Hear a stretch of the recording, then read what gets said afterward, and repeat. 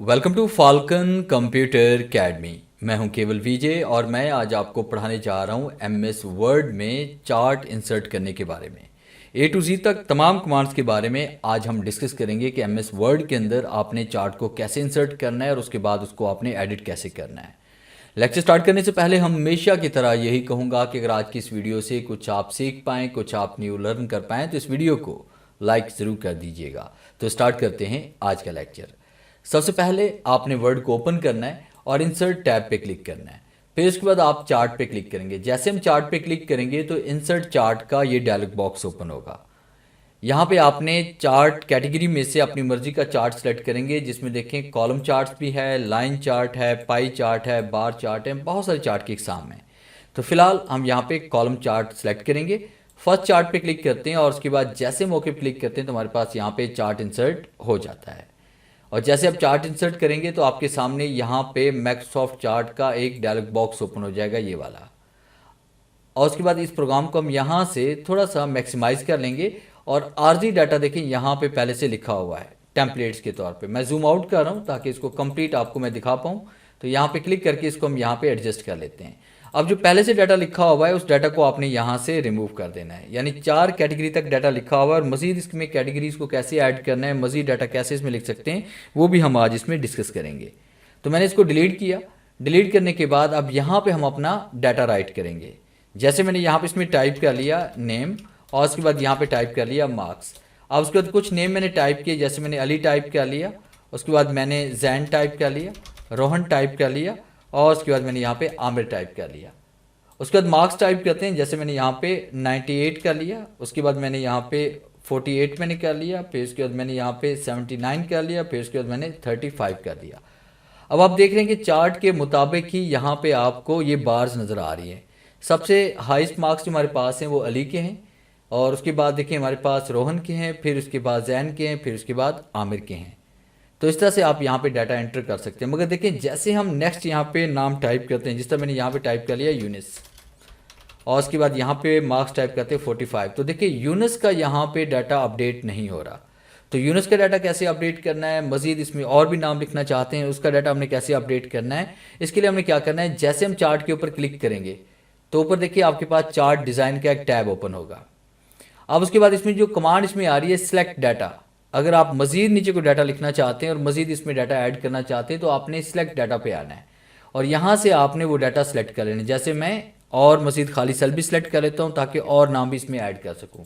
जैसे ओके पे क्लिक करूँगा तो ये देखिए मेरे पास यहाँ पे ये डाटा ऐड हो चुका है। अब देखिए यहाँ पे हम जैसे हम टाइप करेंगे, जैसे मैंने यहाँ पे टाइप कर लिया उमैर और उसके बाद मैंने यहाँ पे कर लिया इसमें मार्क्स 97, उसका फिर मैं यहाँ पे टाइप कर लेता हूँ इसमें राजेश, उसके बाद मार्क्स कर लेते हैं यहाँ पे 75 और उसके बाद एक और नंबर हम टाइप करते हैं, जिससे मैंने यहाँ पे अनिल लिखा, मार्क्स कर लेते हैं इसमें 88। तो इस तरह से देखिए जैसे हम नंबर इसमें ऐड करें तो ऑटोमेटिकली ये हमारे पास ऐड भी हो रहे हैं। उसके बाद जैसे हम यहाँ पे क्लिक करते हैं और चार्ट डिज़ाइन पे क्लिक करेंगे तो इसमें जो पहली कमांड इसमें हम पढ़ने जा रहे हैं चेंज चार्ट टाइप। अब यहाँ पे आप क्लिक करेंगे और उसके बाद यहाँ से आप चार्ट को चेंज भी कर सकते हैं। जैसे आप लाइन चार्ट भी यहाँ पे ले सकते हैं, पाई चार्ट में कन्वर्ट कर सकते हैं, बार चार्ट ले सकते हैं। जैसे मैंने बार चार्ट पे क्लिक किया और ओके क्लिक किया, देखिए बार चार्ट के अंदर ये कन्वर्ट हो जाएगा। और उसके बाद नेक्स्ट कमांड हम पढ़ेंगे इसमें एडिट डाटा के बारे में। अगर आपने यहाँ पे किसी नाम को डिलीट करना है या कोई नया नाम इसमें ऐड करना है तो उसके लिए आपने एडिट डाटा का आपने यूज़ करना है। तो एडिट डाटा पे हम क्लिक करते हैं। यहाँ पे जैसे हम फर्ज कीजिए कि नाम यहाँ पे रोहन की बजाय यहाँ पे मोहन लिखना चाहते हैं तो देखिए डाटा यहाँ पे आपका अपडेट हो जाएगा। और उसके बाद यहाँ पे हम टाइप करते हैं, जैसे उमैर की बजाय यहाँ पे हम नासिर लिखना चाहते हैं तो ये देखिए यहाँ पे डाटा अपडेट हो जाएगा। और उसके बाद सिलेक्शन को अगर आप चेंज करना चाहते हैं तो आपने सिलेक्ट डाटा पे आना है और यहाँ से आपने सिलेक्शन वहीं तक लेनी है जहाँ तक डाटा लिखा हुआ है। और जैसे मौके पर क्लिक करेंगे तो ये देखिए आपके पास यहाँ पे डाटा वैसे ही शो हो रहा है। अब आप देखें कि यहाँ पे हमारे पास नाम चेंज हो चुके हैं। आप देख रहे हैं कि यहाँ पे राजेश ऐड हो गया है, फिर उसके बाद यहाँ पे रोहन की बजाय मोहन ऐड हो गया है। तो इस तरह से आप इसको चेंज भी कर सकते हैं। उसके बाद अगर आपने रो को कॉलम और कॉलम को रो में कन्वर्ट करना है तो वो भी आप यहाँ पे क्लिक करके उसको बड़ी आसानी के साथ तब्दील कर सकते हैं। फिर उसके बाद देखिए चार्ट स्टाइल पे आते हैं, यहाँ पे क्लिक करते हैं। क्लिक करने के बाद चार्ट स्टाइल डिफरेंट टाइप्स के आपके पास आ रहे हैं।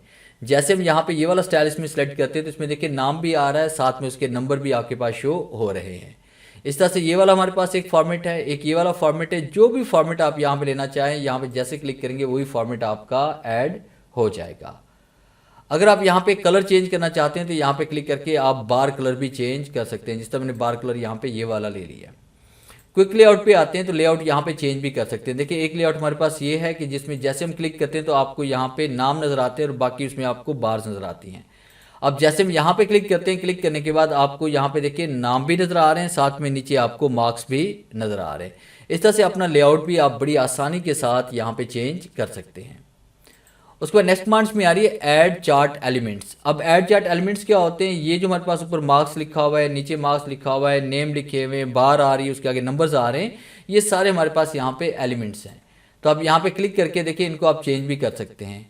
ये देखिए तमाम एलिमेंट्स यहाँ पे आपके पास मौजूद है। ये टाइटल के लिए हमारे पास ये प्राइमरी टाइटल, देखिए कर्सर को जैसे लेके आ रहे हैं तो आप देख रहे हैं यहाँ पे ये चेंज हो रहा है हमारे पास। ये देखिए इसको रिमूव कर रहे हैं, फिर यहाँ पे इसको ऐड भी कर सकते हैं। अपनी मर्जी से आप जो चाहें यहाँ पे इसमें ऐड भी कर सकते हैं, उसको रिमूव भी कर सकते हैं। तो ये था मेरा आज का लेक्चर जिससे मैंने आपको पढ़ाया कि एमएस वर्ड के अंदर चार्ट इंसर्ट करके उसको आप एडिट या फॉर्मेट किस तरह से कर सकते हैं। उम्मीद है आज के इस लेक्चर में ज़रूर कुछ नया सीखने को मिला होगा। वीडियो अच्छी लगी है तो इसे लाइक कीजिए और अपने दोस्तों के साथ शेयर कीजिए। मिलते हैं हम नेक्स्ट लेक्चर में, तब तक के लिए गुड बाय।